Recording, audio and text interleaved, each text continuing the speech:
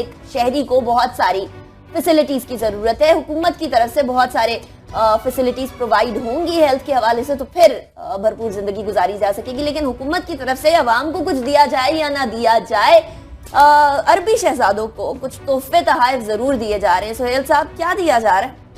अनिका, जैसे जैसे पाकिस्तान के अंदर पनामा लीक्स केस की समाअत और दूसरे जो सारे सियासी मंजरनामा तब्दील हुआ, तो उसके बाद हुक्मरान खानदान की जानिब से अरब ममालिक को तोहफो तोहफ़ का सिलसिला भी बढ़ता जा रहा है। हम ये देख रहे हैं, उनके ज़ाती तल्लुकात हो सकते हैं या मे बी दो रियासतों के दरमियान भी ऐसा हो, लेकिन माजी में इसकी ये इतनी परसेंटेज हमें देखने को नहीं मिलती थी।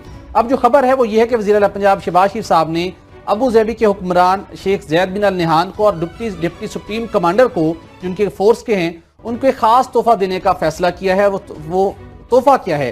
पंजाब हुकूमत ने वजारत नेशनल फूड सिक्योरिटी को दरखास्त की कि वज़ीर आला पंजाब शहबाज शरीफ साहब 2 अरबी नस्ल के घोड़े, 2 साहिवाल नस्ल की गायें और 2 ऊंट जो अबू ज़ैबी के जो हुक्मरान हैं और उनके जो डिप्टी सुप्रीम कमांडर हैं, उनको बतौर तोहफा देना चाहते हैं। इससे बात कंटिन्यू कीजिएगा।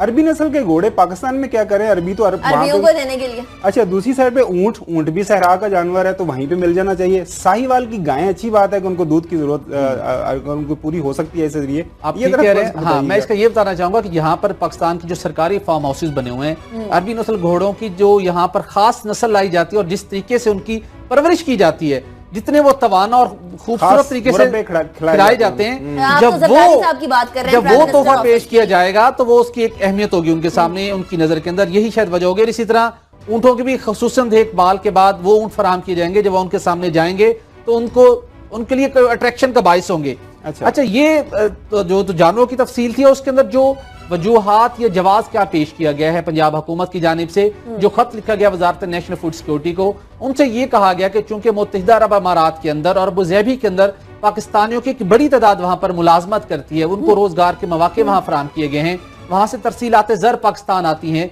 तो अब जरूरी है कि अबू ज़ैबी के जो हुक्मरान हैं उनको ये तोहफा दिया जाए। अच्छा सोहेल साहब, पहले भी 2 घोड़े तोहफे तोहफे में देने की बातें आ रही थी, गर्दिश कर रही थी खबरें, आपको याद है? बिल्कुल याद है, और उसकी इक्तिसादी राब्ता कमेटी से बाज़ाब्ता अप्रूवल हुई थी, और वो तोहफे थे कतर के हुक्मरानों के लिए। पिछले दिनों के अंदर एक कंट्रोवर्सी डेवलप हो गई थी, पता चला था कि वो भिजवा दिए गए, हुकूमत ने कहा नहीं भिजवाई गए, लेकिन इक्तिसादी राब्ता कमेटी लेवल के ऊपर इसी से उनकी अप्रूवल जरूर हो गई थी कि कतर के हुक्मरानों को हमने ये तहाइफ देने हैं, तो हम इसकी मंजूरी दी जाए। अब उसके बाद गुज़श्ता रोज हमने वजारत नेशनल फूड सिक्योरिटी से राब्ता किया, उनके तर्जुमान ने इस बात की तस्दीक की है।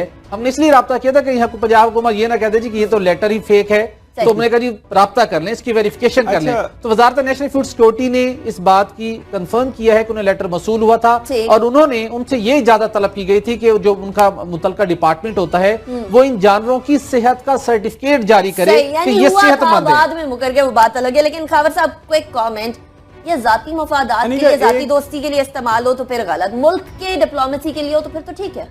एक थोड़ी क्लैरिफिकेशन की जरूरत है। वो ये कि दुनिया के अंदर जब हुक्मरान एक मुल्क से दूसरे मुल्क में जाते हैं, जिस तरह हमारे प्रेसिडेंट या प्राइम मिनिस्टर किसी दूसरे मुल्क में जाते हैं तो उनको तहाइफ मिलते हैं, तो ये कोई ज्यादा इतना अचंभे की बात नहीं है।